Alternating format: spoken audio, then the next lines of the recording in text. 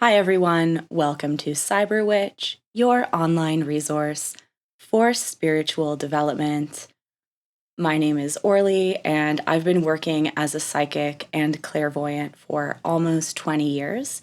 And I'm also a student of traditional Hatha yoga and training to become a yoga teacher.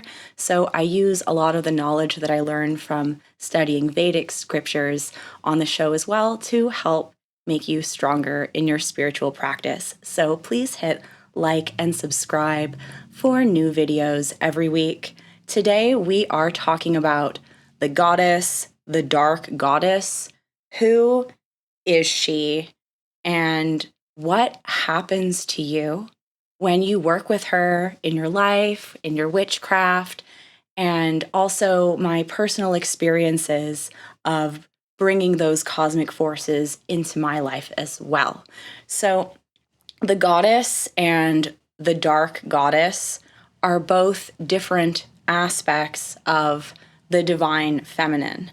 And this is found in cultures throughout the world and throughout time in many different forms and manifestations. And so all these different manifestations of the goddess or the dark goddess, they're all unique, different personalities and emanations of these forces. So the way that I explain it is quite metaphysical, where things kind of weave in and out of one another. So even though the different emanations of the goddess, as we find in different cultures across the world, are also connected into this primordial force that we call the goddess or the dark goddess. And all of them work together, and it represents the cycles of life, death, rebirth, and nature. So the divine feminine is a spiritual concept, and this represents the sacred feminine, which is creative, a nurturing energy that reflects the female cycles of birth and also transformation in a metaphysical way through the whole universe and how we are manifesting and energies as well.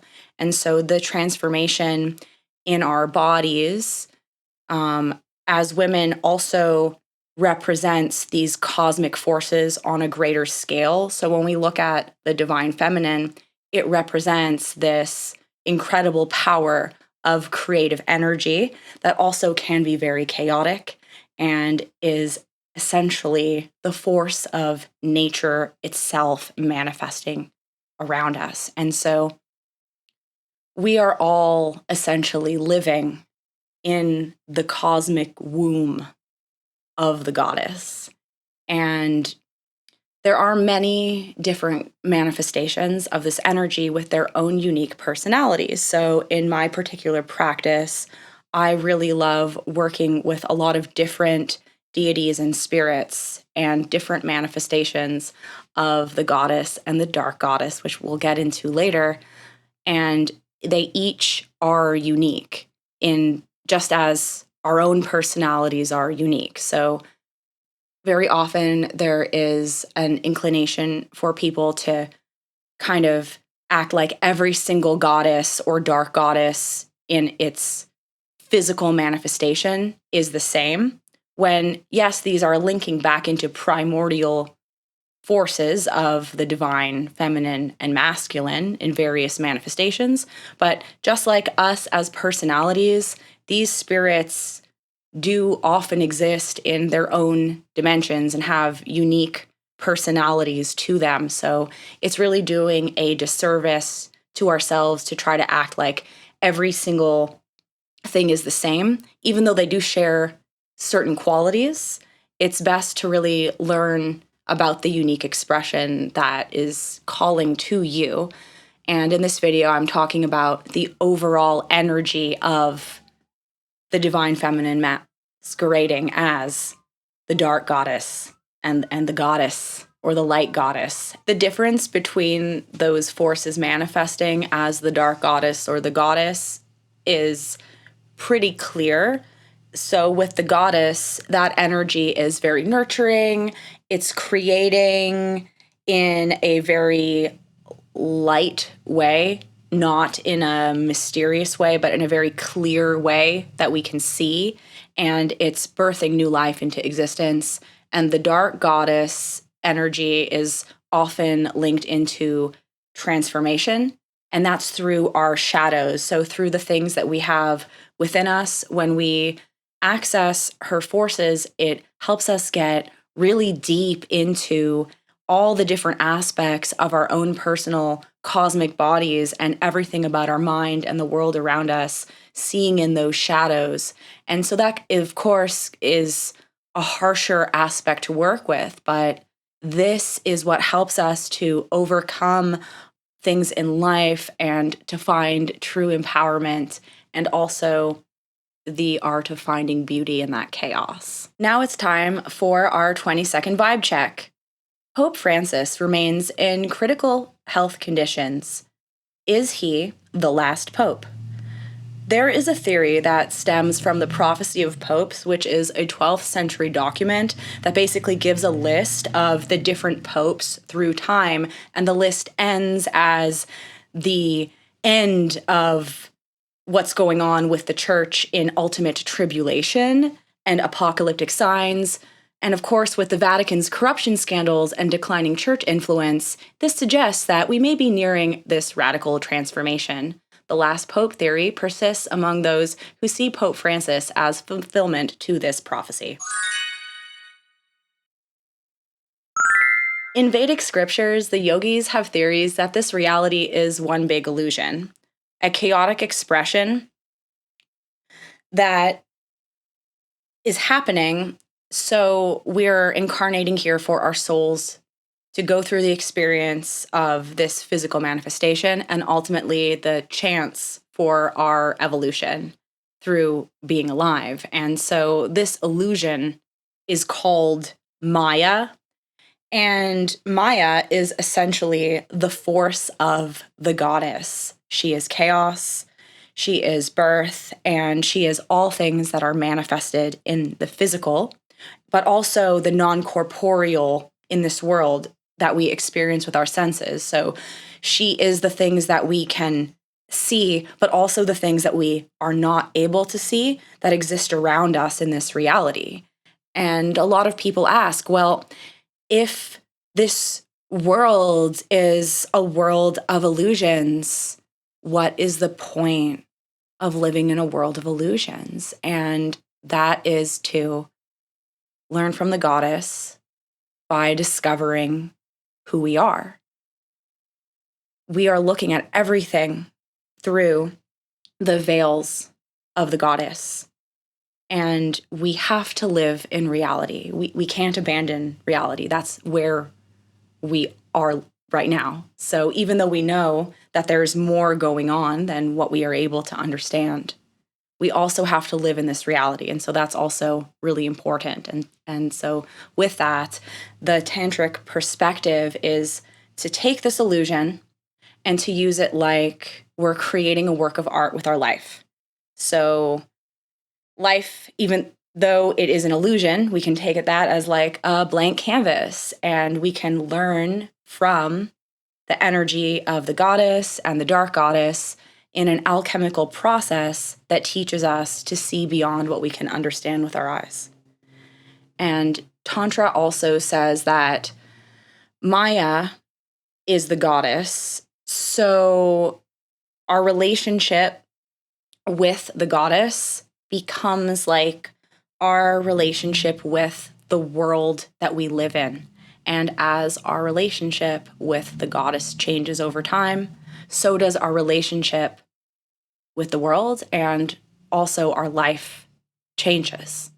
You're watching Cyber Witch. This program is possible thanks to your support. Be sure to check out Zachael, the Stargate of Christ by John Vermillion and edited by me.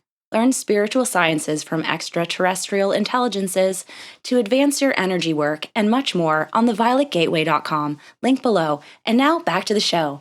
So now I'm going to talk about my experiences with the goddess. And a big part of that comes from exploring her energies independently through my own practice without the influence of the internet and the outside world. Very much an intuitive process of connecting into nature.